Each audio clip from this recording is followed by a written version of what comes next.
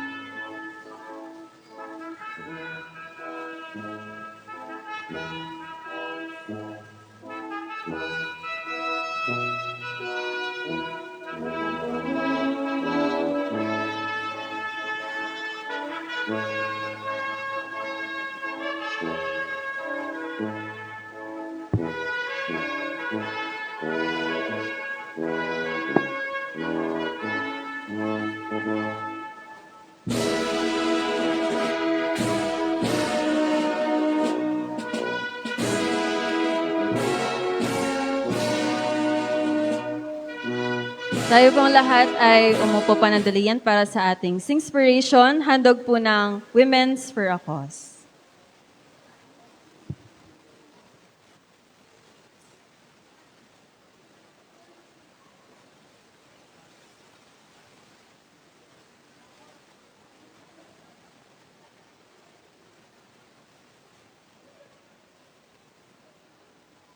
Naghanap pa akong clear. Ay, sorry po. Paano ba ito itaas? Malay ko dito. Uy!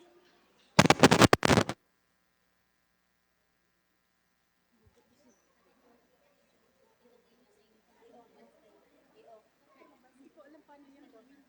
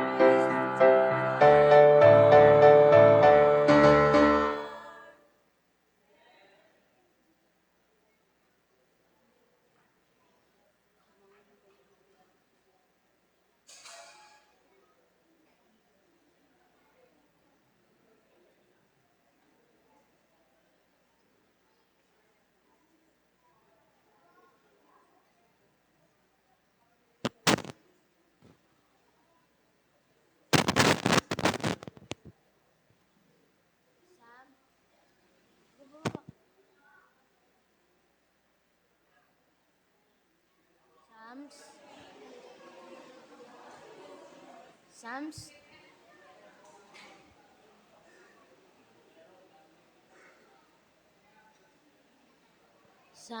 Psalms 23 verse 4. Even though I walk through the valley of shadows of death, I will fear no evil, for you are with me. Thy rod and thy staff, they comfort me.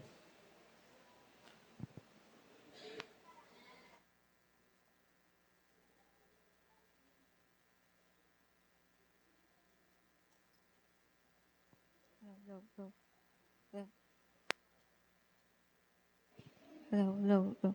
Let us all kneel down for our opening prayer. Dear Heavenly Father, as we begin our AY program, we ask for your guidance upon all the participants. Be with us as we learn, listen, and grow together. We also pray for our speaker, grant him wisdom and clarity in sharing the message. Lord, forgive us for our sins and help us focus on you throughout this program. We pray in your name. Amen.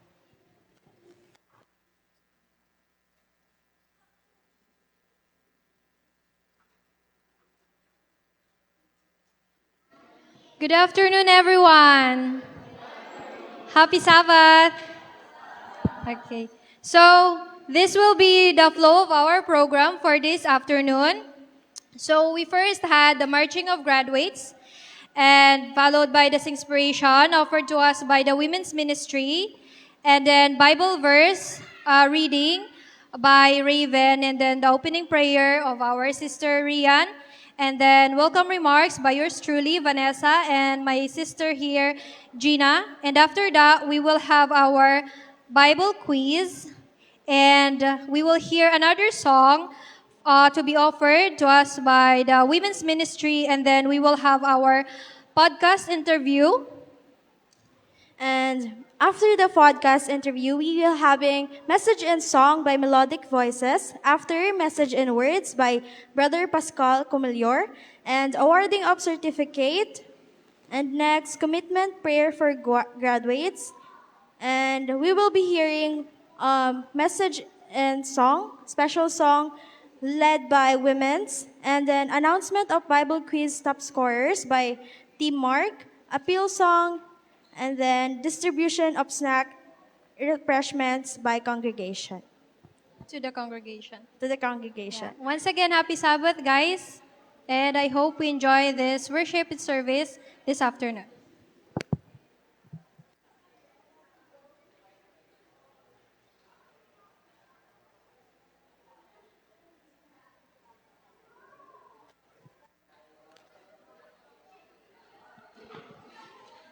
Ayan. So nabanggit po na tayo po muna ay magkakaroon ng ating weekly Bible quiz. Anong chapters na po tayo ngayon? Genesis 12 and 13. So kami po ang representative from Team Mark. Kasama ko po si Brother Fritz. At ngayon po ay tayo po ay binibigyan ng mga papel ng ating council. Sino pa po ang walang papel? Pakitaas po ang kamay para mabigyan po ng papel.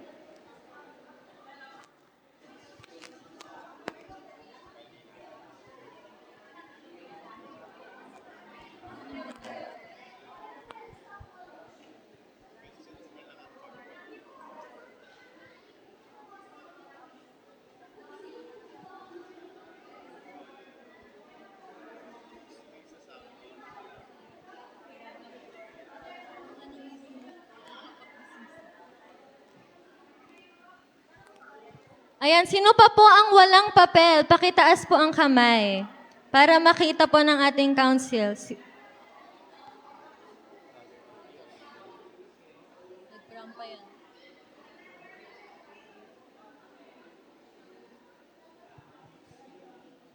Okay, kung lahat na po ay napaglingkuran, maaari po na atin na pong i-close ang ating mga Bibles o ang kahit anong notes o references para magsimula na po tayo sa ating Bible quiz. Ready na? Hello?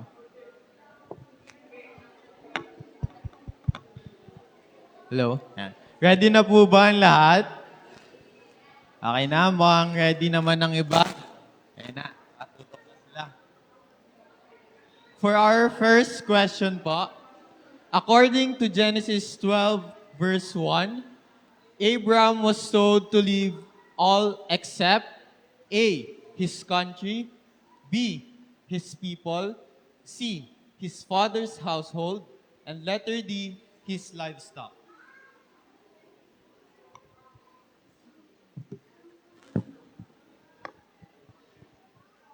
Okay na po. Next, question number 2. Wait lang daw po. A, his country, B, his people, C, his father's household, and D, his livestock. Next, question number 2. In Genesis 12 verse 5, Abram set out for Canaan and took A, Sarai and their son, B, Sarai and Lot, C, Sarai, Lot, and all the possessions they had accumulated from Haran, or D, Sarai, Lot, and all the possessions they had accumulated from Canaan.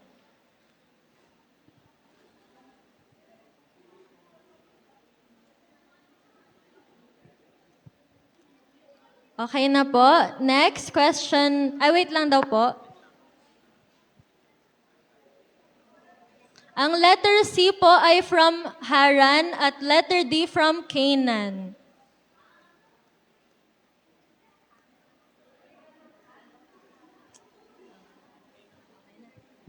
Okay na po. Next question. For question number 3, according to Genesis 12 verse 7, to whom the Lord will give the land? A, Canaanites, B, wife, C, offspring, and letter D, siblings. Again, according to Genesis 12 verse 7, to whom the Lord will give the land? A, Canaanites, B, wife, C, offspring, and letter D, siblings.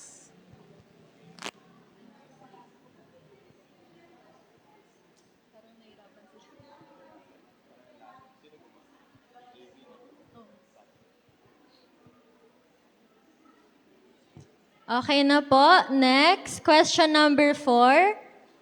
In Genesis 12 verse 13, why did Abram ask Sarai to say she was his sister? A, so Pharaoh would give them gifts. B, so he would not be killed because of her beauty. C, so they could gain favor in Egypt. D, so Sarai would be protected from slavery.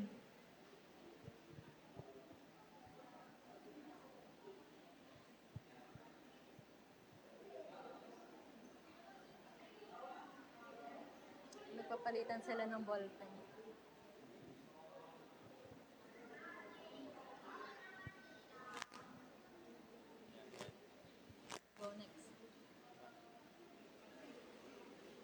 Okay na po. For question number 5, in Genesis 12 verse 10, why did Abraham go down to Egypt and live there for a while? A, famine is all over the land. B, famine is going to come. C, famine will destroy Canaan. And letter D, famine is severe in the land. Again, in Genesis 12 verse 10, why did Abraham go down to Egypt and live there for a while? A, famine is all over the land. B, famine is going to come. And letter C, famine will destroy Canaan. And last, letter D, famine is severe in the land.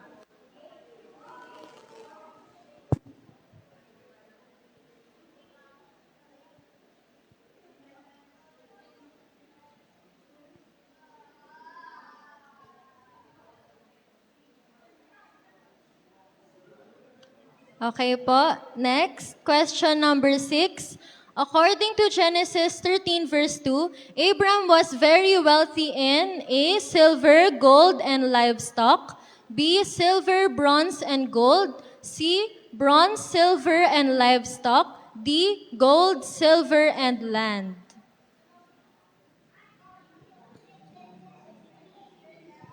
Ulit po, letter A, silver, gold, livestock. B, silver, bronze, gold. C, bronze, silver, livestock. D, gold, silver, land.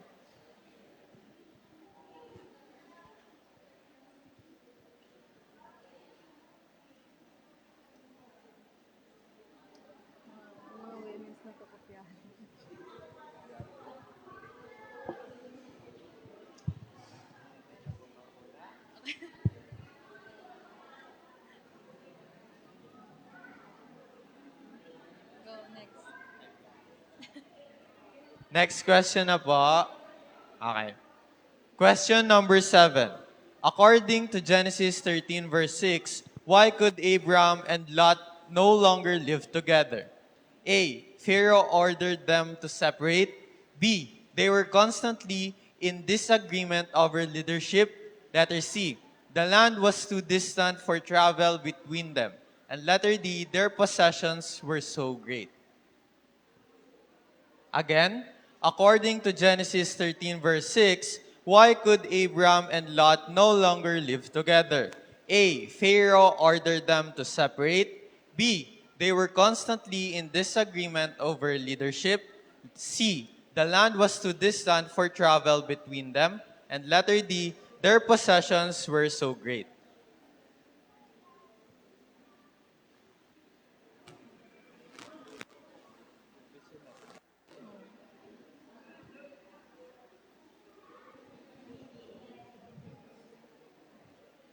Parang nahihirapan po ang ating mga kapatid. Sobrang seryoso nila magsagot.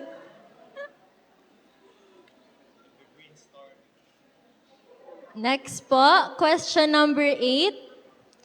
Genesis 13 verse 10, a well-watered place, like the garden of the Lord, like the land of Egypt. Ano daw po ang place na ito? Letter A, Canaan. B, plain of the Jordan. C, Bethel. Or D, Sodom. Ulit po, letter A, Canaan. B, plain of the Jordan. C, Bethel. D, Sodom.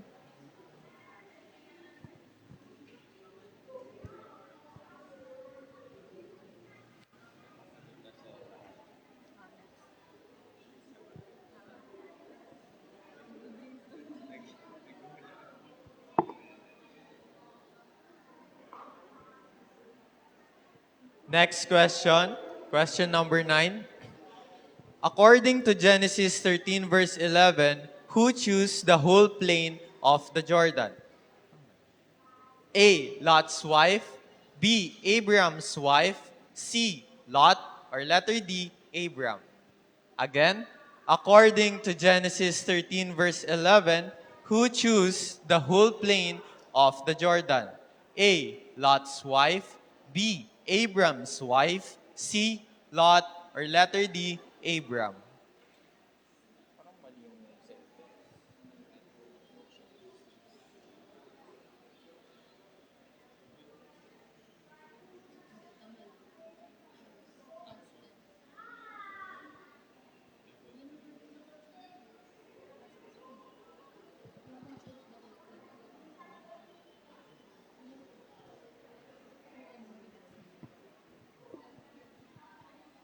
Okay po, last question po, question number 10.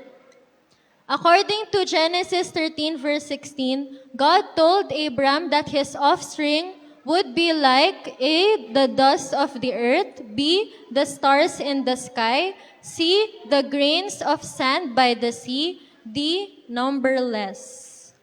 According to Genesis 13 verse 16, God told Abram that his offspring would be like A, the dust of the earth, B, the stars in the sky, C, the grains of sand by the sea, and D, numberless.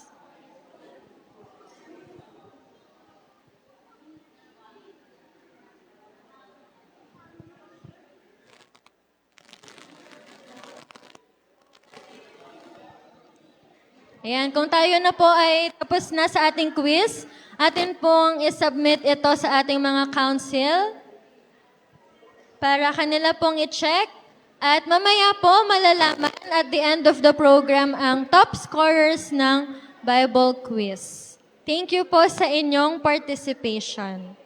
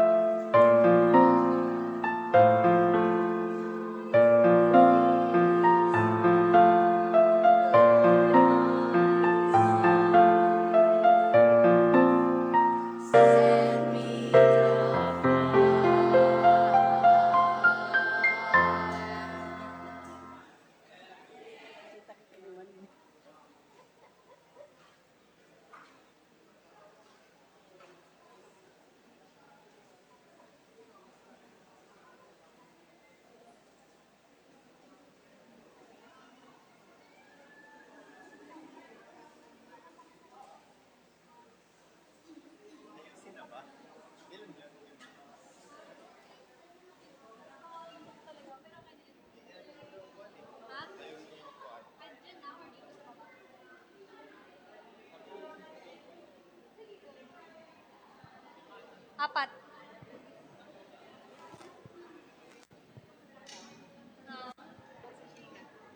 Okay. Ito. Yan lang susundan ko, yun nasa GC. Sige. So, yung tatanungin natin.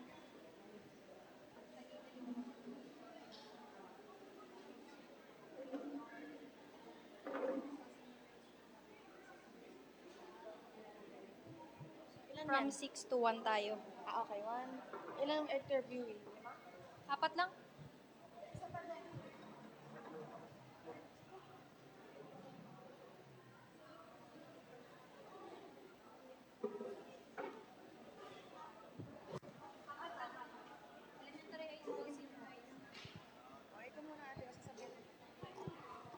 So, ayan.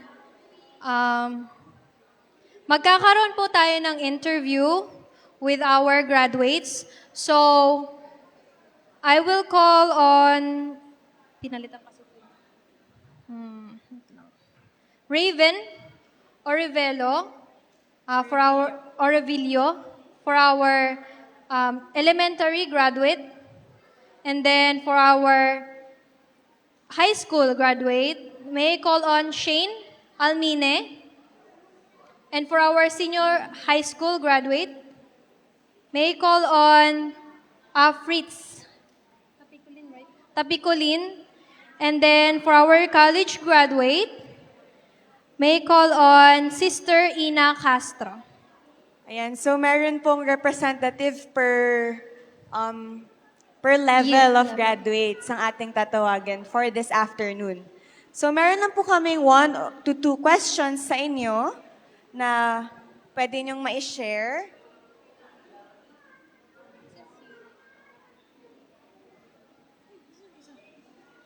Yung isa po, si Sister Shane Almine. Ayan.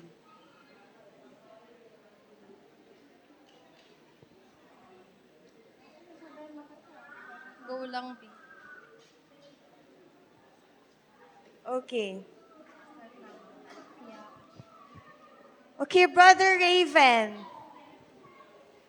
Kailan ka po nag-graduate and anong year level? Anong level? 6. Grade 6, elementary. Sister Shane? Grade 10 po. Grade 10, senior high. And then Brother Jaden? Grade 12. Senior high, junior. Senior high, and then sa Sister Ina ay college. So, ayan. Sobrang... So, for our first question, una kong tatanungin ng elementary graduate natin na si Brother Raven. So, ito yung tanong sa'yo. Anong subject yung talagang nag-pray ka na, Lord, tulungan mo ko? Anong subject? English. And why? Kasi po yung yung teacher namin sa English, sobrang strict niya. As in, one mistake can go you wrong. Like, one mistake could lead you to wrong po. Like, kung di mo po nagawa yung isa, hindi niya na po ikaw bibigyan ng chance. Super strict. Kapag nagkamali ka ng isa, no chances na yon. Pag mali, mali talaga. Narinig niyo po ba yan, mga kapatid? Nakinig sila. Thank you. Kay Sister Shane naman. Sister Shane. Same question din. Ibang question naman. What is a simple prayer you want to offer to God in this new chapter of your life? So since graduate ka na ng grade 10, tama ba? Ano na yung gusto mo, yung simple prayer na ang gusto mong i-offer kay God sa susunod na journey mo? Bilang graduated po ng grade 10, alam ko po marami pong pagsubok sa pag-aaral ang tatahakin ko. At ang pinapanalangin ko po sa Panginoon ay sana makagraduate ako.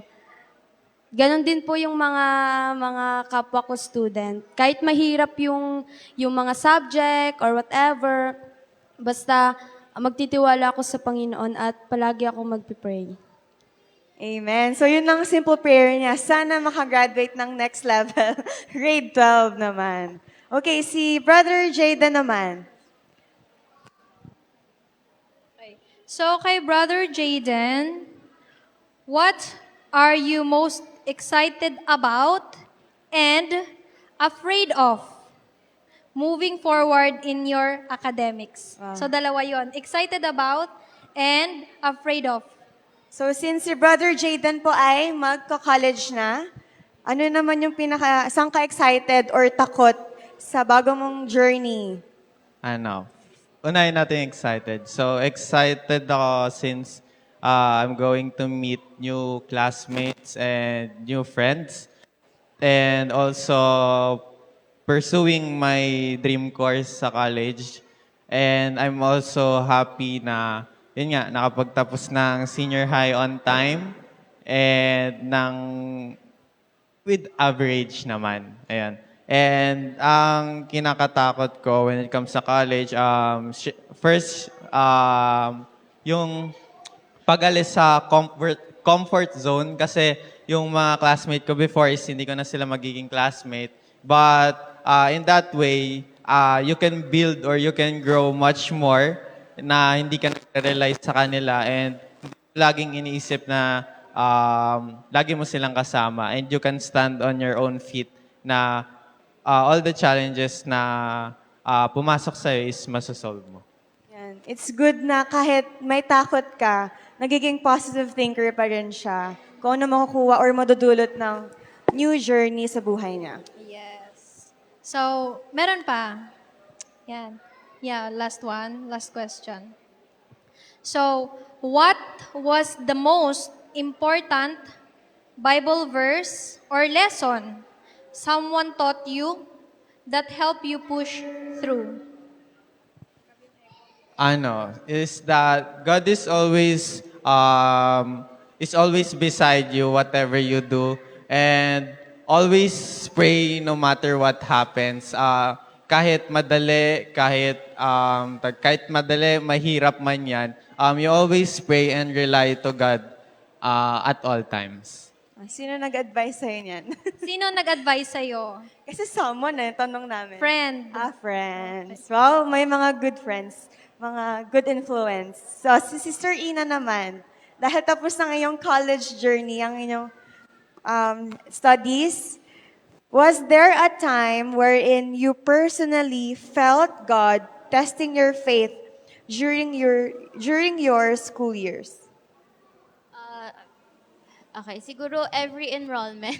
Hindi kasi ako po ay regular student. So, every enrollment po, nakaka 2 days po ako na nag-enroll kasi kung nagpapaayos po ako ng subject na schedule. Kasi mostly, may bibigay po sila sa'yo munang schedule. Tapos halos lahat po yun minsan ay tumatatak ng Sabado. So, hindi lang po ako isang araw na nag-enroll. Minsan po umaabot pa ng 3 araw na ganun. So, yun po yung pinaka-struggle and test of faith po talaga. Yung makipag-usap sa dean, ipapa-approve to sa registrar. Yun po talaga yung pinaka-struggle. And I'm glad na natapos na rin po yun lahat. Pero na-approve naman lahat ng schedule. Kita naman doon. Na-approve naman yun sa awa ng Panginoon. And then, second question or last question. What is the most unforgettable moment you had during your school years? Unforgettable moment. Siguro yung thesis defense ko. So, ang mga first thesis defense ko po, ang mga panelists ko po ay mga reporters. So, sila Atom, Araulio, mga ganun. So, very memorable siya for me kasi first time ko rin po magsalita sa harap ng maraming tao. Siguro mga 100 po na tao yon. So, very memorable siya para sa akin kasi hindi po talaga ako very good na public speaker. Pero naitawid ko naman po siya at sa awa ng Panginoon ay natapos ko po lahat ng 3 thesis ko. Wow, grabe, 100 na tao nakikinig sa'yo. Tapos dinedefend mo pa yung thesis. Pero amen, praise the Lord dahil natapos mo yan successfully and natapos mo ang inyong school years. Grabe, ang tagal din. Yeah. Ilang years din ng pag-aaral. Pero 12 plus 4 kasi sa college. Depende pa kung magmamasteral ka pa. Tapos doctorate. So, 16, halos kulang-kulang 20 years. No? Kasi 2 years sa masteral. Sa 18, 19. Wow. So, ayan. Still, praise God kasi itong mga nakikita natin sa unahan, students, is mga patunay kung gaano kabuti ang Panginoon, nag-guide sa atin sa bawat steps or levels ng buhay natin, maging sa from elementary to high school to senior high to college students. So, praises be unto God kasi siya yung nagpo-provide and nagbe-bless sa atin. Siya yung deserving ng lahat ng praises. So, yeah. Thank you guys sa pag accept nyo ng invitation namin to interview you. And yan lang po. Thank you.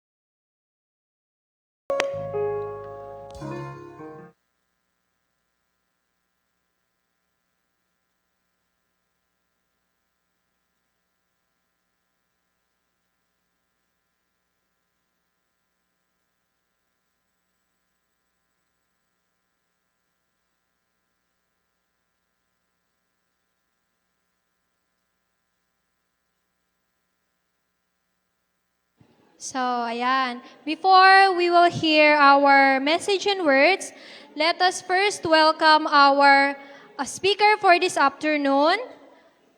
Let's welcome Brother Pascual Comilor. He's from the province of Leyte, and he finished Bachelor of Science in Agricultural Education in college and took Master of Arts in Christian Education, major in Values Education. He is currently working as a public school teacher, and he is also the head elder in church, BFI SDA Church. And one thing we want to know about him is that he is also an advocate of inclusive education. And before we hear the words, message and words, let us all prepare our hearts and minds to receive the message from our Lord through Brother Pascual.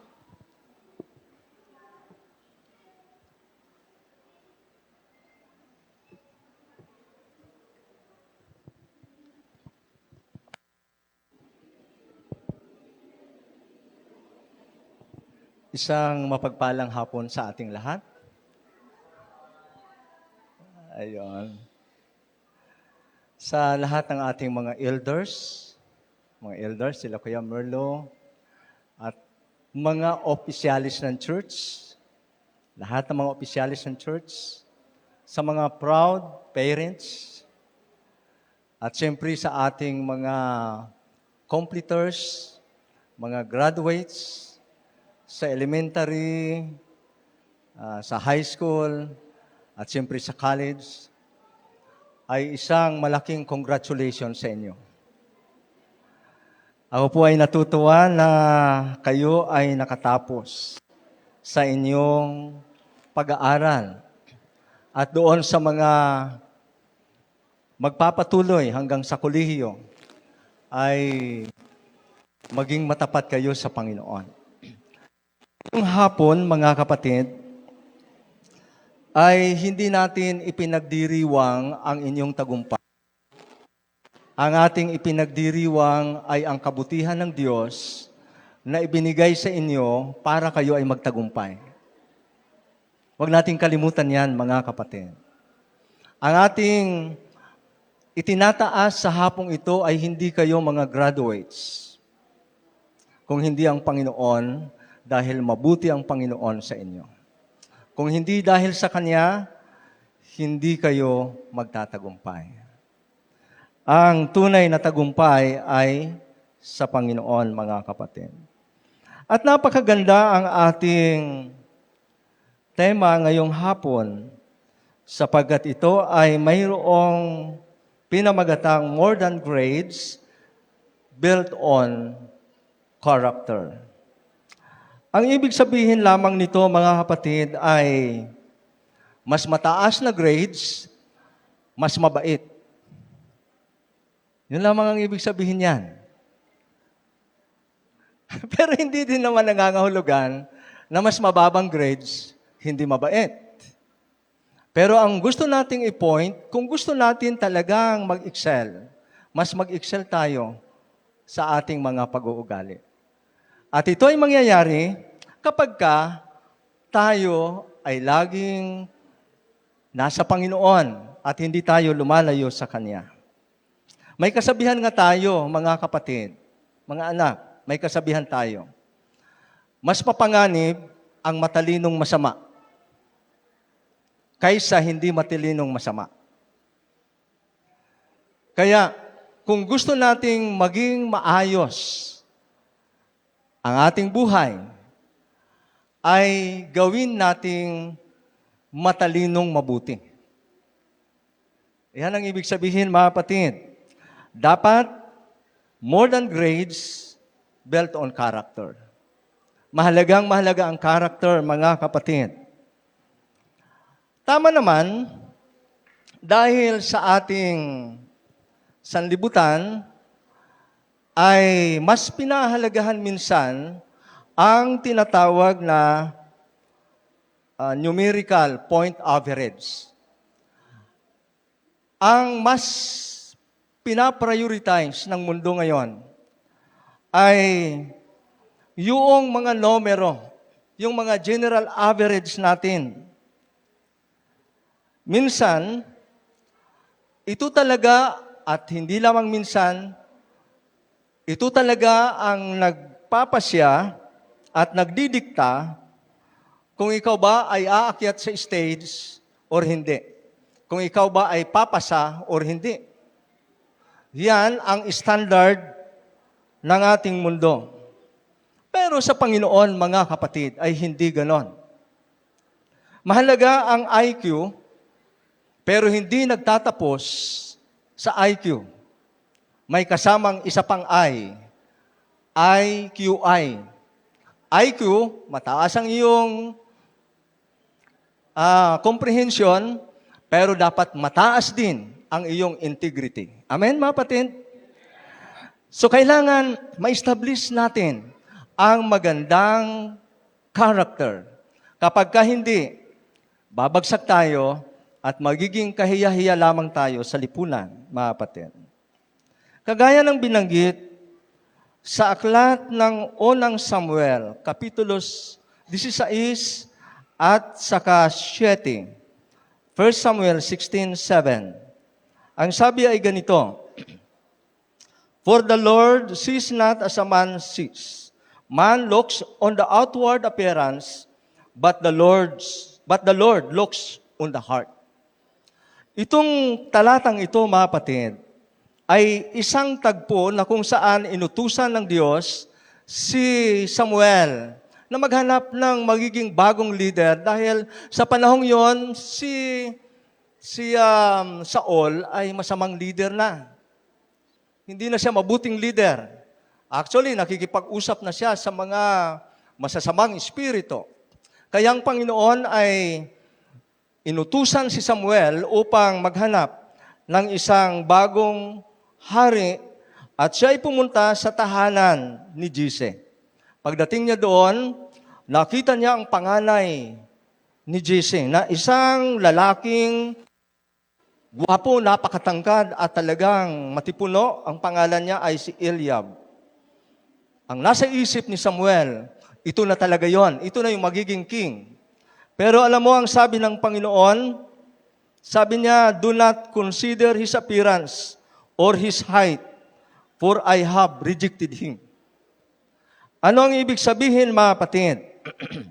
Hindi tumitingin ang Diyos sa panlabas na anyo ng tao, kung hindi sa kanyang puso. Nakita ng Diyos na si Eliab ay hindi karapat-dapat sa Panginoon. Sana hindi tayo kagaya kay Eliab. Mga anak, isipin natin na sana ay maging mabuti ang ating puso, sapagkat ito ang magdadala sa atin para sa isang mabuting pag-uugali. This verse highlights the importance of inner character and spiritual qualities over external appearances or accomplishments. Narito, mga kapatid, ang mga susi para dito. Number 1, God's evaluation versus human evaluation. Sa verse na yan ay nagkaroon ng contrast between God's way of evaluating people with human standards. Samantalang ang human standards ay nakafocus doon sa outward appearances, abilities or achievements. God looks at the heart, considering a person's character at saka ng kanyang motives at ng kanyang pananampalataya. Alam niyo, mga kapatid, nung ako ay nakagraduate sa kolehiyo, akala ko hindi na rin ako makakagraduate noon. Kasi ako ay 36 years old na. Akala ko wala na talaga. Ang nasa isip ko na lamang noon ay pupunta kami sa bundok, manananim kami, ganyan na lang. Pero ang Panginoon ay gumawa ng paraan. Noong 2003 ay umuwi kami sa Leyte. At fininance ako ng aking kapatid. Pagdating doon, mga kapatid, ay, Mr. Comillor, mag-aaral ka pa. 36 ka na. Ano nangyari? Sabi ko, nahuli kasi ganito, inuna yung dapat hindi inuuna. So, sa madaling salita, natapos ko yon. At alam nyo, mga kapatid, nung matapos ko yon, pag-take ng board, nakapasa din naman, pangalawang take. Akala ko, ang yabang-yabang ko noon. Sabi ko, ang galing ko. So, ang ginawa ko ay nag-apply na ako dyan. Sabi siguro ng Panginoon, ang yabang-yabang mo, ha? Akala mo kung sino ka na. So, apply ako dyan. Walang ni isang tumatanggap sa akin. Lagi akong nire-reject. Nakarating pa ako sa AUP kasi gusto kong mag-apply. Doon sa CLC, kung saan-saan na. Pati doon banda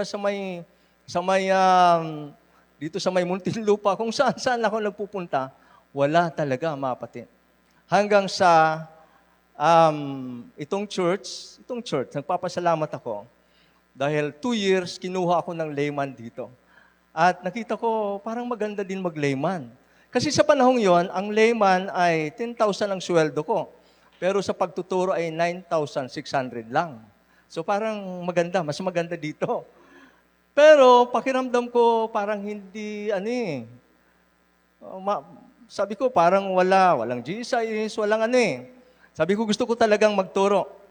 Siguro sabi ng Panginoon, ang tigas ng ulo mo ha. O sige na nga. Nung ako ay nakapasok, mga kapatid, nakita ko na napakahirap pala talaga magturo. Pero kayong gustong maging teacher, okay lang. Huwag kayong matakot. Huwag kayong matakot ha. Gustong maging teacher. Kasi nasa ano naman natin yan kung kakayanin natin. Dedikasyon naman natin yan. Bakit ako? 20 years na rin naman. Kami ni Sir Emer, 30 years yata yan. So, ibig sabihin, mga kapatid, kinakaya sa tulong ng Panginoon. So, ang point ko dito, mga kapatid, minsan, kapag tayo ay nagkakaroon ng accomplishment, nakakalimutan natin na ang nagbigay sa atin ay ang Panginoon. At minsan, mga kapatid, ay napakalungkot dahil nung hindi pa nakakatapos sa pag-aaral, napaka-active sa church, kumakanta, nagsisermon, kung ano-anong ginagawa sa church, gumagawa sa gawain ng Panginoon, sumasama sa mga activities ng church, nandun lagi. Kung kailan nakagraduate, hindi na nakikita sa church. Malungkot, mga kapatid. At mga anak, huwag niyong gagayahin ang mga nangyari na hindi tama. Ang gayahin natin ay yung inspirasyon natin. Nariyan ang mga kapatid natin na nakatapos, na hindi lumabag ng Sabat. Napakarami, mga kapatid. At sila ay talagang naging matagumpay. Ang pinakamatinding pagsubok sa mga estudyante ay ang Sabat. Ang Sabat, mga kapatid. Kapag kayo tinakot-takot na ng inyong professor, minsan bumibigay na Baka hindi makuha yung gustong grades. Kaya pumapasok na lang. Huwag, mga kapatid. Kasi more than grades, built on character, mga kapatid. No? So, yun ang unang susi. Pangalawa, humility and sincerity. David, who was anointed as the future king, was not the most obvious choice based on his appearance or family position. However, he had a humble and sincere heart, which made him suitable for God's plan. Di ba, mga kapatid? Maaaring sa tingin ninyo, hindi naman ako ganun kagaling. Baka hindi talaga ako ang bagay diyan. Pero tandaan ninyo, mga kapatid, ang pinakamahalagang posisyon sa buhay ng tao ay ang posisyon na ibinigay sa iyo ng Panginoon para sa kanyang banal na gawain. Amen? Kailangan panghawakan po natin yan, mga kapatid. And yan ang aking unang point, mga kapatid. Mahalaga na isipin natin that the true grade point average is not on numerical value, kung hindi integrity. Hindi IQ lamang.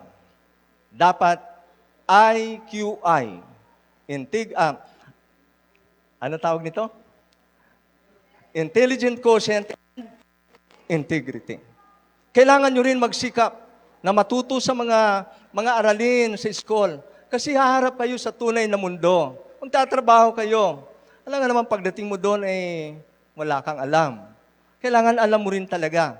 pero dapat with integrity. Dahil kung matalino tayo na wala sa Panginoon ay isang mapanganib, malalagay tayo sa isang mapanganib na kalagayan sapagkat ang ating mga pag-uugali ay magiging mapanganib din, mga kapatid. So, tama ang sinabi ni Ellen White. Gusto kong banggitin itong sinabi ni Ellen White dito sa kanyang sinulat sa Patriarchs and Prophets, page 714. The Lord does not see as man sees. The outward appearance is nothing to Him. He looks at the heart and judges the motives and principles that govern the life, mga kapatid. So, maaring mayroon tayong mga magagandang grades, mayroon tayong A or 90 na mga general average natin sa ating mga report card, pero yung pusong a heart of gold in the eyes of God is much better. Iyon ang mahalaga sa ating Panginoong Diyos. Kaya nga, ang sabi ni Ellen White, the greatest want of the world is the want of men. Men who will not be bought or sold. Men who in their inmost souls are true and honest. Men whose conscience is as true to duty as the needle to the pole. Ito ang nais ng ating Panginoon, mga kapatid. So yun ang unang point. Mga kapatid, ang mga medalya ay pwedeng kalawangin. Ang mga medalya ay pwedeng mawala. Ang mga certificates ay pwedeng mapunit, pwedeng mabasa, at maging wala ng kwenta. But a Christ-like character is an eternal treasure. Ang Christ-like character ay magpasawalang hanggang kayamanan, mga kapatid. So yun ang una na point ko, mga kapatid. Number 2, dalawa lang ito. Built by the master architect. Bakit kaya sinasabi na ikaw ay nilikha ng master architect? Kasi bawat isa sa atin ay proyekto ng Diyos. Ikaw at ako ay project ng Diyos. He is the architect. Siya ang arkitekto. And you are His masterpiece. Every long night of studying, every difficult exam, and even moments when you failed, those were tools used by God to build your patience, your courage, and your faith. Kaya tayo ay masterpiece ng ating Panginoon. Ang sabi nga ng Isaiah, chapter 64, verse 8, we are the clay, and you are a potter, and all we are in the work of your hand. Ano ang ibig sabihin nito? This verse carries rich spiritual meaning, centered on God's authority, love, and transforming power in the life of His people. Sinasabi dito that God is our Father. This verse begins by affirming God as our Father. Tayo naniniwala, mga kapatid, na ang Diyos ay hindi malayo sa atin. Siya ay bagkus ay caring at siya ay involved sa ating mga buhay. He is not just a creator, but a compassionate Father who desires to guide, to correct, and save His children, mga kapatid. The potter and the clay, sovereignty plus human surrender. The imagery of the potter and the clay shows, number 1, God's sovereignty, na siyang makapangyarihan sa lahat. He has the right and power to shape our lives, our dependence. We are the clay, meaning we must be moldable and willing to be shaped. This connects the sanctification process, yung tinatawag na ongoing process, where God refines character to reflect Christ. Pero, hindi ito nangangahulugan ng coercion o pinipilit tayo ng Diyos. It requires cooperation with the Holy Spirit. Number 1, na tayo ay tinatawagan na magpakumbaba at magtiwala sa Panginoon. para makapag-cooperate tayo sa Kanya at mamold ang ating mga mabubuting pag-uugali. This verse is actually part of a prayer of repentance. Sa Israel, sabi nila, sila ay mahina. Nandoon ang God's authority. Kailangan nila ng transformation. Ito din ay nagre-reflect ng importance ng daily surrender, confession and repentance, trusting God even when life circumstances are difficult, mga kapatid. So, ito ang mga mahalagang principle tungkol po sa ating mga accomplishment, mga kapatid. Mas pahalagahan natin ng higit ang ating pong mga character. Mayroon daw isang lalaki, ang pangalan niya ay si Jimmy. Sino si Jimmy dito? Walang Jimmy. Papagod na kayo sa pakikinig eh. Magkwento ako. Ang pangalan niya ay si Jimmy. Siya po ay naglalakad doon sa isang disyerto. Sa may di kalayuan ay may nakita siyang balumbon ng mga bato. Nilapitan niya yon. Paglapit niya doon ay nakita niya ang isang lantern. Sino ang nakaka-relate pagka-December? No? May mga lantern. Pagkatapos naalala niya, mayroon siya mga napanood kasi dati na pag may lantern, may ano? May genie, di ba? Yung genie. So sabi niya, ano kaya? Subukan ko ito. Kaya ang ginawa niya ay kanyang kinuskos doon sa bato. Sa pag-aakala talaga na may genie nga. Lumabas yung genie. Paglabas ng genie, mga kapatid, ito ay hindi talaga totoong kwento. Ito ay pabula na kwento. Pero mayroon tayong mahalagang lesson dito. Paglabas ng genie, sabi niya, magwiwish ako ng 3 wishes. Sabi ng genie, hindi ako gano'n na genie. Ako ay genie na nag-a-advise. Sabi ni Jimmy, excited na siya. Sige na, sabihin mo na yung advice mo. Ang advice ko sa iyo, sabi niya, nakita mo itong balumbon, dito ka nga nagkiskis ng lantern. Hanggang kaya mo, magdala ka ng bato. Dali mo sa bahay mo. Sabi niya, ano naman koneksyon yan? Paano ako yayaman dyan? Anong maganda ba yan sa akin? Kaya sabi niya, nagpapagod lang ako diyan. Pero kahit na nagdududa siya, kumuha pa rin siya ng maliit. Nilagay niya sa kanyang bulsa. So umuwi siya. Dala-dala niya yung bato. Pagdating doon, mga kapatid, ay sa kanilang bahay, ay siyempre, yung kanyang nanay ay yun ang naglalaba eh. Ano ito anak, Jimmy? Baka parang may matigas dito na Niya yung sinabi ng Jenny na walang kakwenta-kwenta. Kumuha daw ako ng bato. Nung tingnan ng kanyang nanay, alam niyo kung ano, mga kapatid? Isang napakamahal na diamond. Nang hinayang si Jimmy. Sana nagdala siya ng marami. Ano po ang point natin dito, mga kapatid?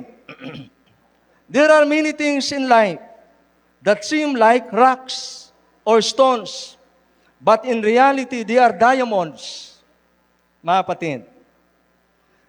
The classes you take in school, graduates at saka completers. For example, sila ay parang mga bato. Sila ay parang walang kwenta. But someday, those classes and the education that you get will become extremely valuable to you. Pero higit sa lahat, following Christ is the same way. When we serve Jesus, a lot of what we do hardly seems worth the time and effort. Sometimes being obedient to Christ, sabi natin, hirap lang yan, sunod-sunod kay Christ. Parang ang hirap, and may even require pain and suffering, but it's worth it. We not only are blessed by God now, but someday, when we see Jesus, those rocks becomes diamonds in our heavenly crowns. Amen, mga kapatid? Opo, mga kapatid. Yung mga rocks na yan sa buhay natin, ay siya ang magmumold sa atin para magkaroon tayo ng Christ-like character. At pagdating ng ating Panginoon, kasama tayo natatanggap ng mga crowns sa langit ng kaligtasan.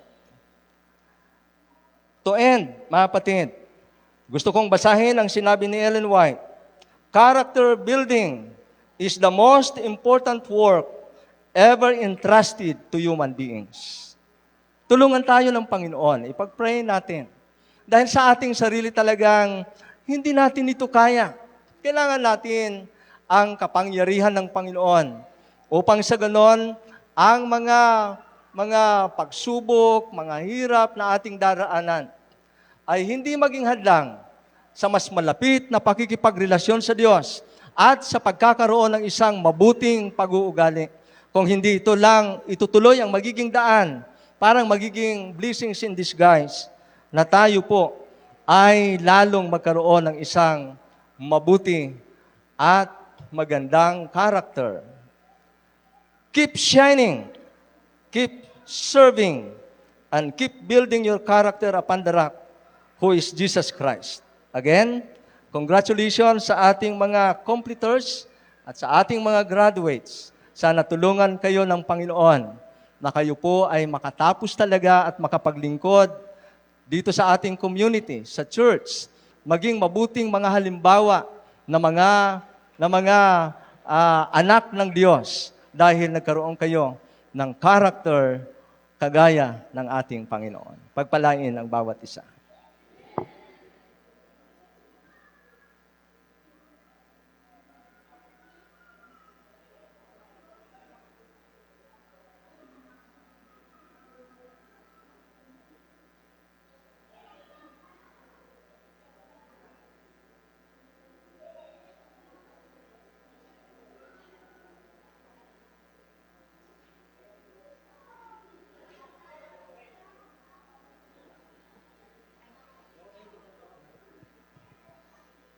Hello. Pag nag-award po ng certificate, yung parent kasama. Or kung wala dito yung parent, yung guardian. Basta may kasama pong someone yung graduate. Tapos magpapapicture muna bago kayo bababa. Thank you.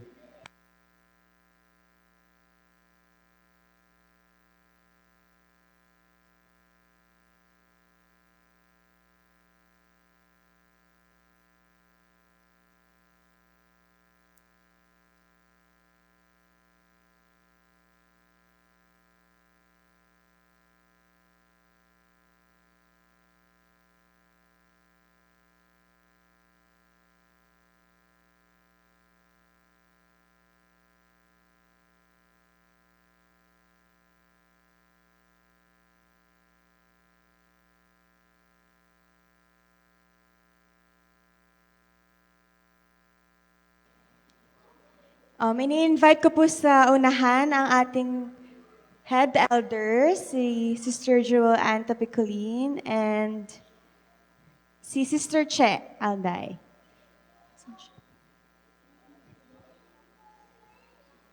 Sister Che, kasi ikaw. Kasi Ann.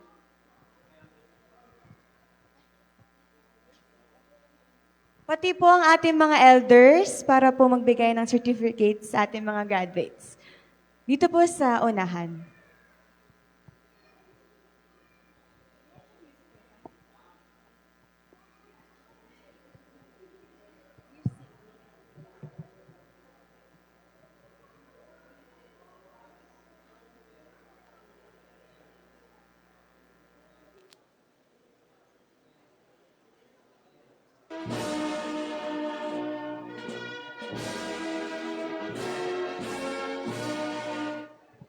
Yung isa, may isa.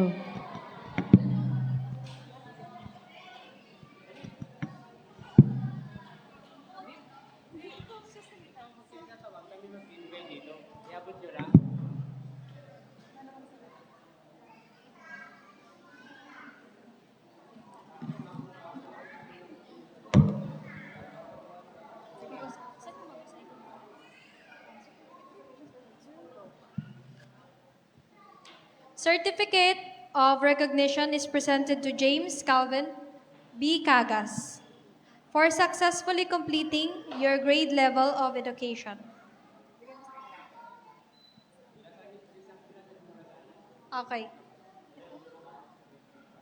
With dedication, perseverance, and a strong commitment to learning, your achievement reflects your hard work and readiness for the next stage of your educational journey. Given this 25th day of April 2026 at CASDA Church, Las Piñas City during the Recognition Day, a ceremony with the theme More Than Grades Built on Character. Give thanks to the Lord for His good mercy endures forever. Psalm 136:1. Okay. Signed by our guest speaker, Teacher 3, Pascual Comilor, our head elder, Samuel Coliado, and our church pastor, Pastor Richard Dalton. James Calvin B. Cagas.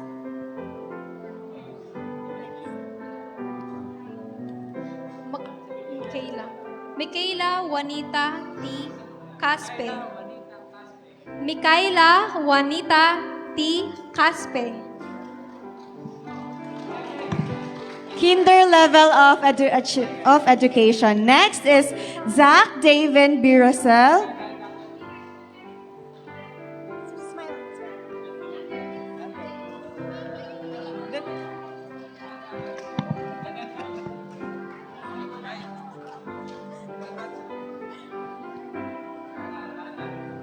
Zach David Birosel for successfully completing the kinder level of education.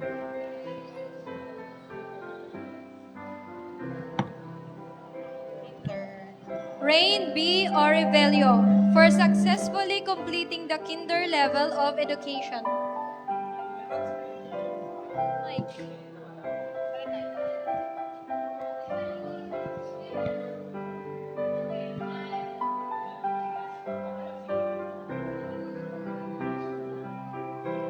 Prince Ermi M. Ramos for successfully completing the kinder level of education.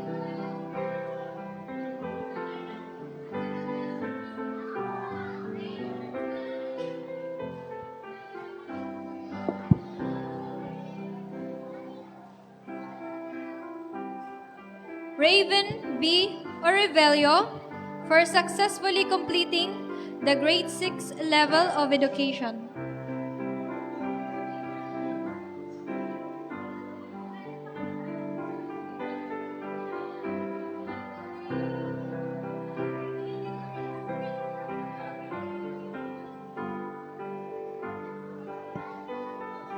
Michael Andre Romero for successfully completing the grade 6 level of education.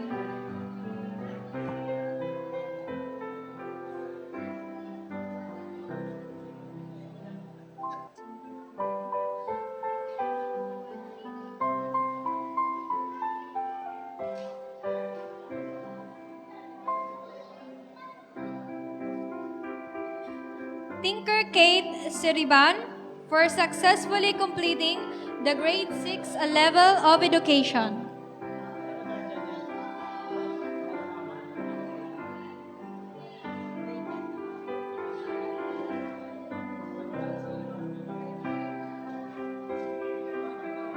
Rain A. Rodriguez for successfully completing the grade 10 level of education.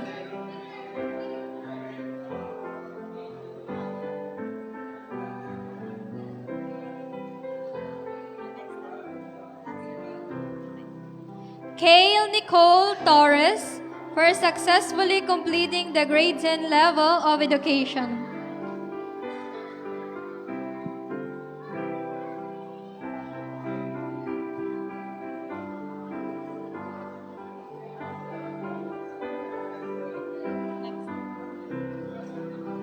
Zian Jude G. Tapicolin for successfully completing the grade 10 level of education.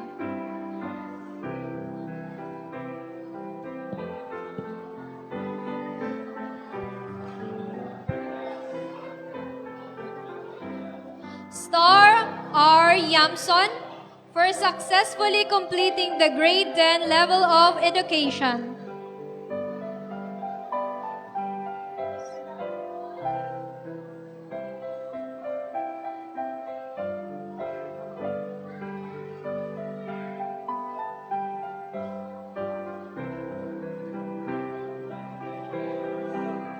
Shane R. Almine for successfully completing the grade 10 level of education.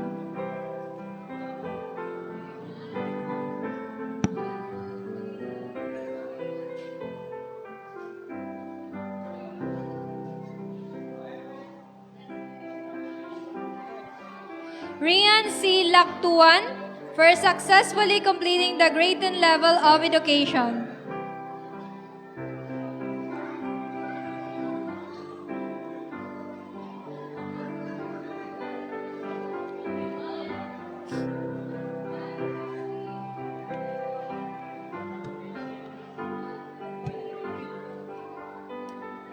Sophia Rose M. Espanilla for successfully completing grade 10 level of education.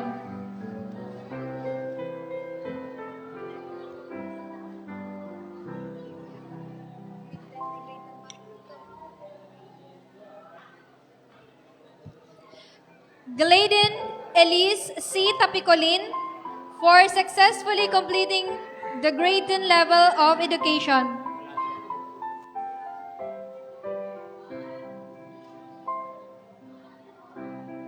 Samuel E. Coliado for successfully completing the grade 10 level of education.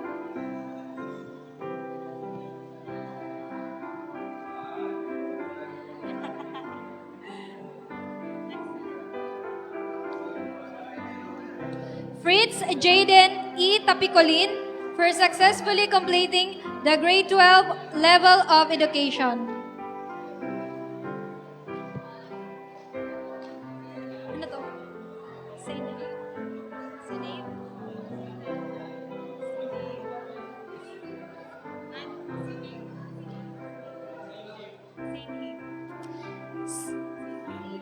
Saint Have C. Castro for successfully completing Bachelor of Arts in Multimedia Arts.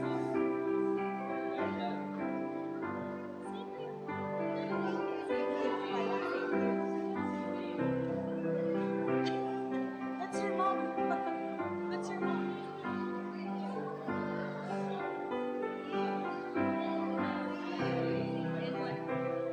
Wala.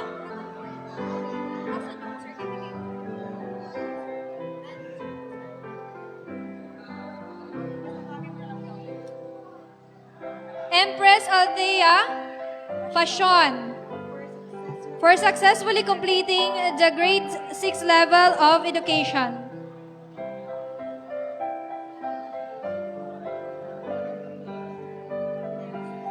And lastly, Yvette May T. Arenas for successfully completing the Masters of Business Administration.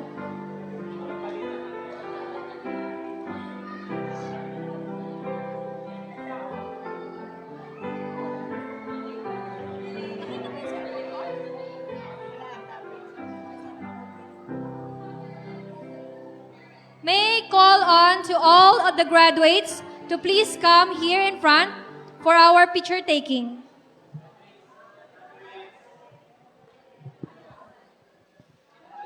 Together with your certificates.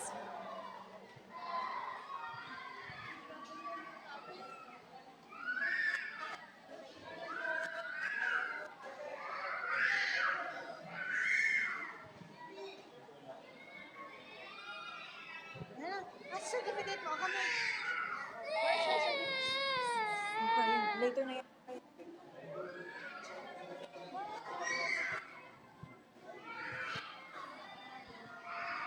Okay po. Closer po, closer.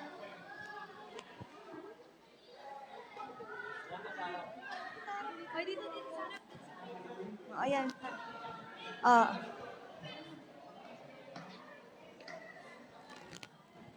Okay. Picture na po. 1, 2, 3. Smile.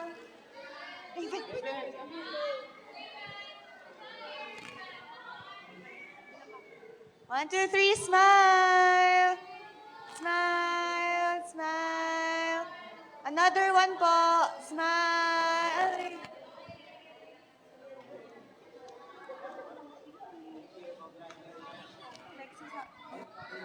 Speaker po. Ah, okay.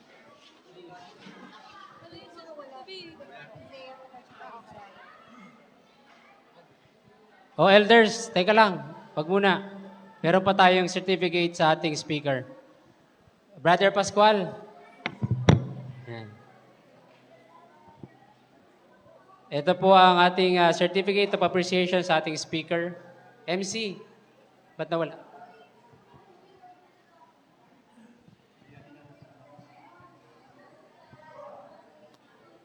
So this certificate of appreciation is hereby presented to Mr. Pascual G. Comillor, MA, for serving as our guest speaker during the recognition rites of CASDA Church.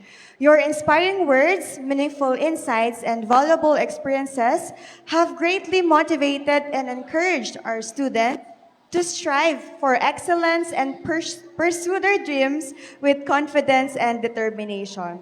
Given this 25th day of April 2026 at CASDA Church, Las Piñas City, during the Recognition Day ceremony with the theme, More Than Grades, Built on Character. Give thanks to the Lord, for He is good. His mercy endures forever. From Psalms 136, verse 1. Signed by our AY leader, Jewel Ann G. Tapicolin, Head Elder Samuel E. Collado, and our church pastor, Pastor Richard R. Dulton.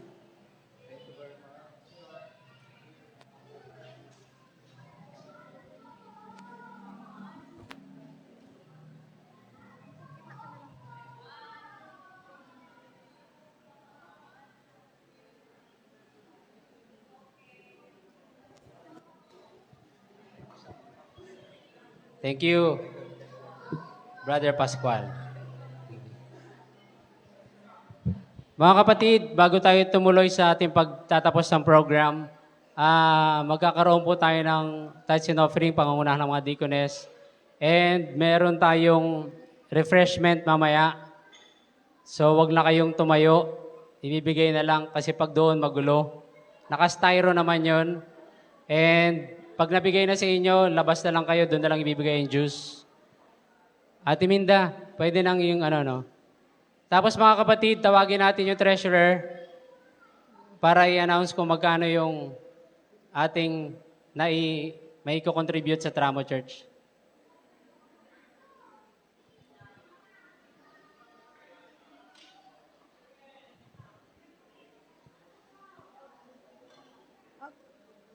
Salamat sa ating mga kababaihan, no? Talagang sila ay nag-effort para sa ating iglesia doon sa Tramo Church.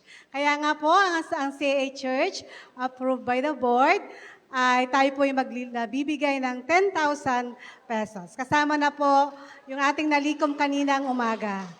Salamat sa mga kapatid na patuloy na sumusuporta sa banal na gawain na ito. Amen. Thank you sa ating mga kapatid at sa Panginoon. Yung mga graduates pala, nakalimutan kanina, we will have a commitment prayer sa inyo. Lahat ng graduates, tayo po kayo lahat. Graduates, please stand. Brother Pascual.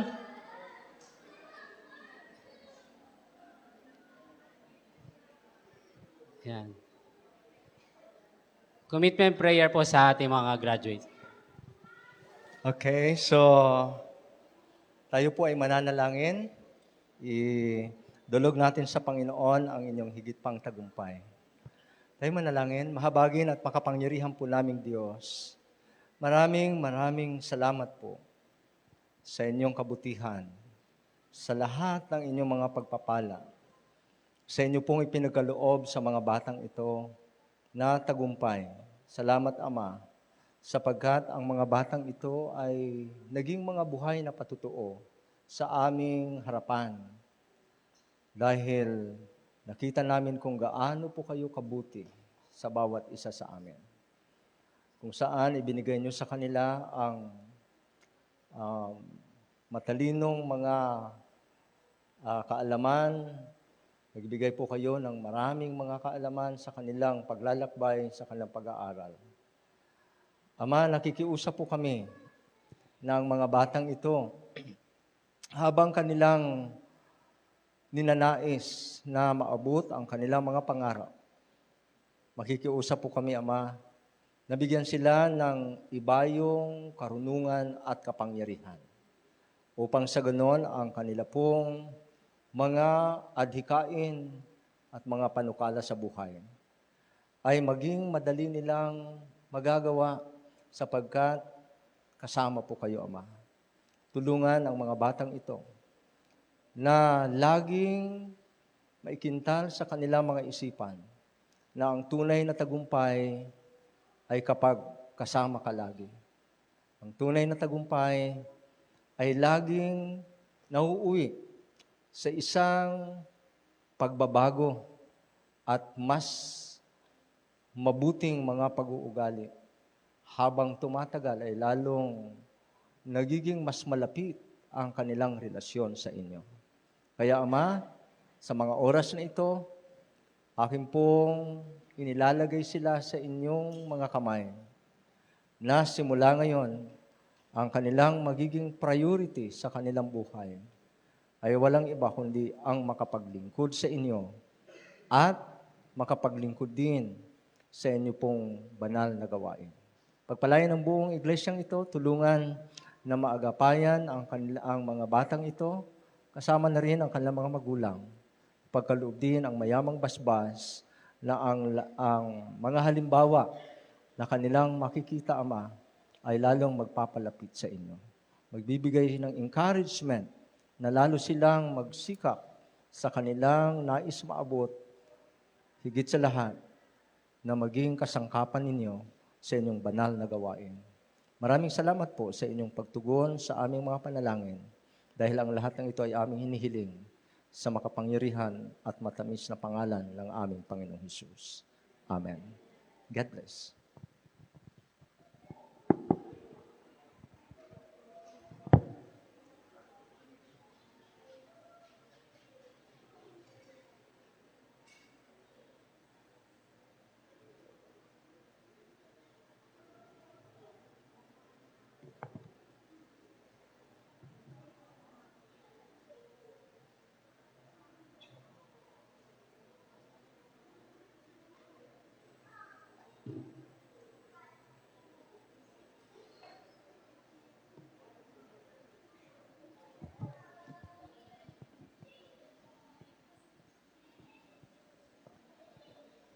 Dadako na po tayo sa ating ikaput mga handog ngayong hapon.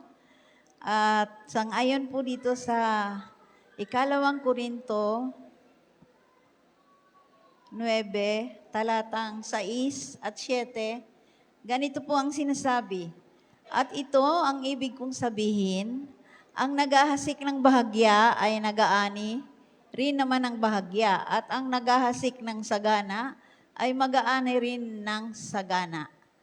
Sa 7, ang bawat isa ay magbigay ayon sa ipinasya ng kanyang puso, hindi mabigat sa kalooban o dala ng pangangailangan, sapagkat iniibig ng Diyos ang nagbibigay na masaya.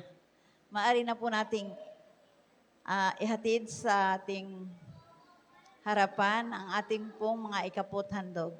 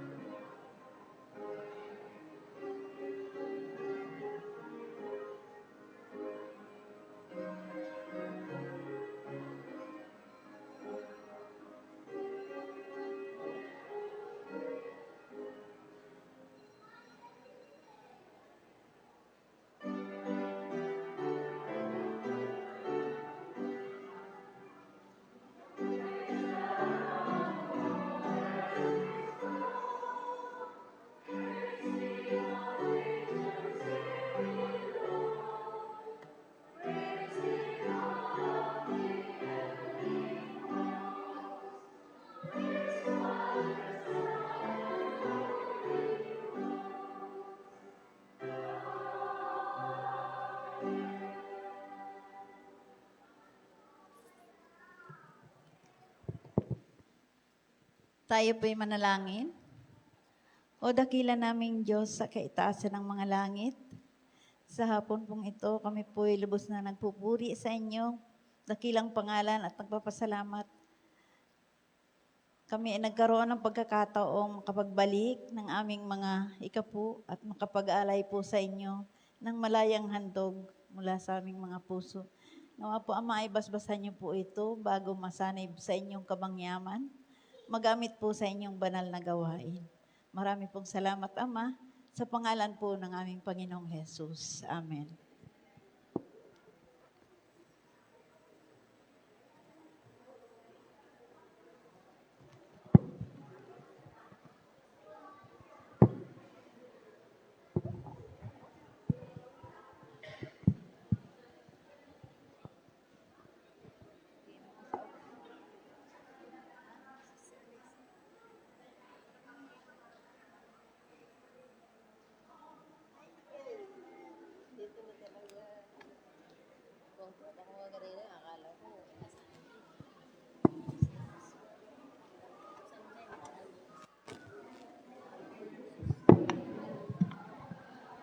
Yung iba pong mga CAA Women's po, hinanyayahan ko pong sumasamahan kami dito.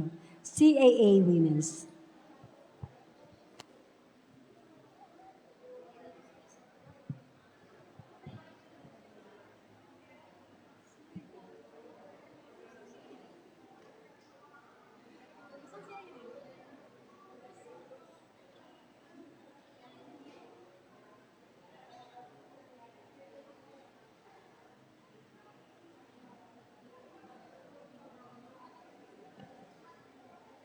Nagpapasalamat po kami sa Church sa mga tulong na pinagkaloob niyo sa amin.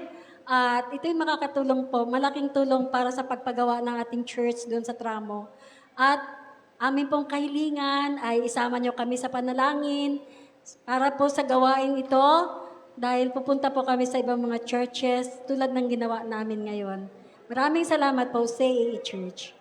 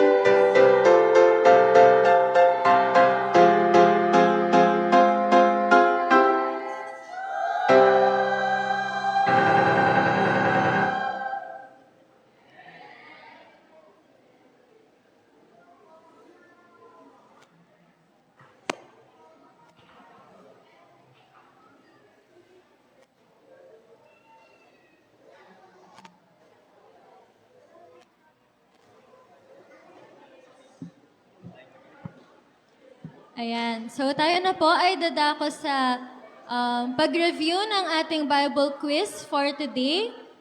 Number 1 po.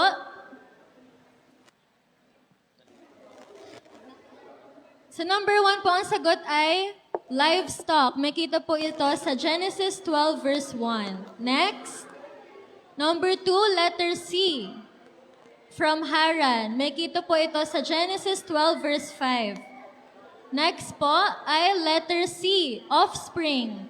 Genesis 12 verse 7. Next po ay B. So he would not be killed because of her beauty. Genesis 12 verse 13.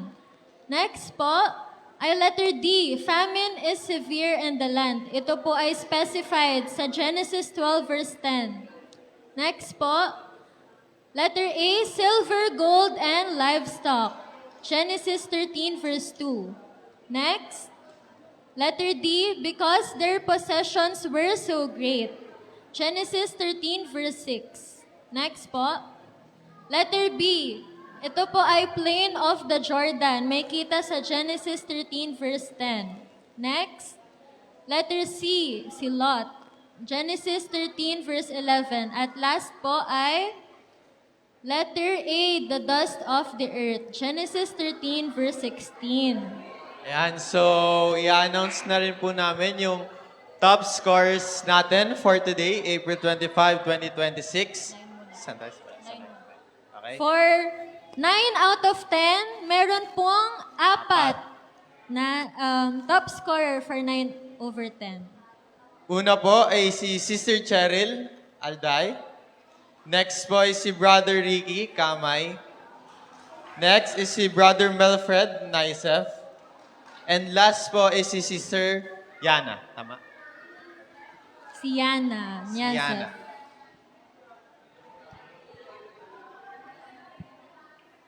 At for ang mga naka-perfect score naman po ay meron po tayong 3 na naka-perfect score.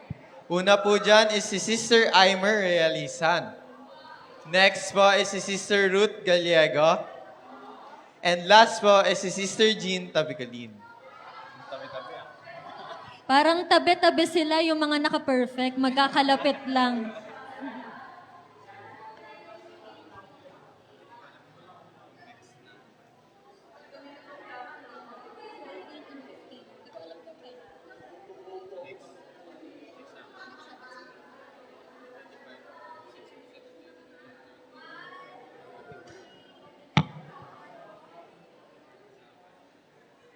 Ayan, congrats po sa ating top scorers. At next, Sabat po ay tuloy po ang ating Bible quiz. Tayo na po ay Genesis. Genesis 14 and 15. Ayan.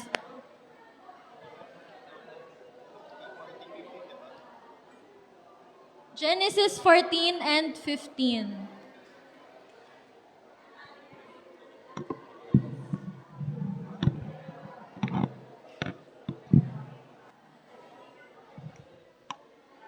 Thank you. Patuloy kayo mag-aral ng ating Bible. At bago tayo mag-chorister, bago tayo mag-anthem of assurance ay doon sa Tramo Church, di ba 10,000 yung inyong makukuha? 15,000 na po. Kasi nagbigay ang mag-asawang Saldi and Jan Tapiculin ng 5,000.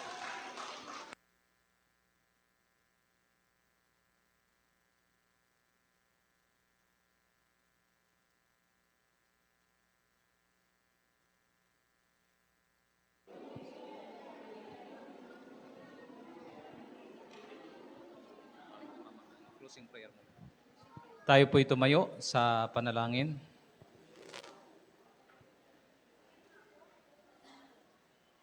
Dakila at makapangyarihan naming Diyos, narito po ang inyong mga anak sa hapong pong ito, ang aming mga mahal sa buhay, ang mga nag-graduate.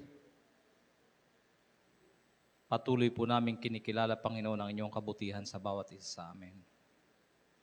Muli naming patuloy na tinatagubilin ang aming sarili sa inyo. Na sa aming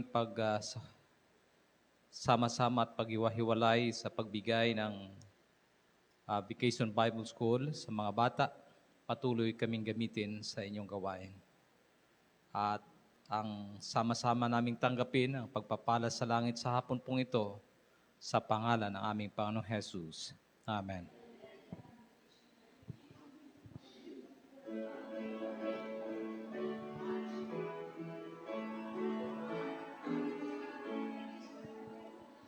Lift up the trumpets and loud let it ring. Jesus is coming again. Come, pilgrims, be joyful and sing. Jesus is coming again. Coming again, coming again. Jesus is coming again. Echo with hilltops, proclaim ye in plains, Jesus is coming again. Coming in glory, the Lamb that was slain. Jesus is coming again. Coming again, coming again. Jesus is coming again. Coming again, coming again.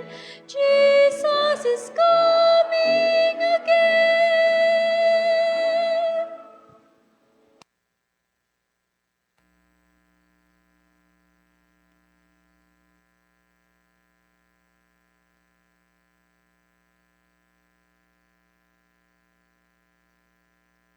Huwag po muna tayong lumabas. May food po for everyone. Thank you.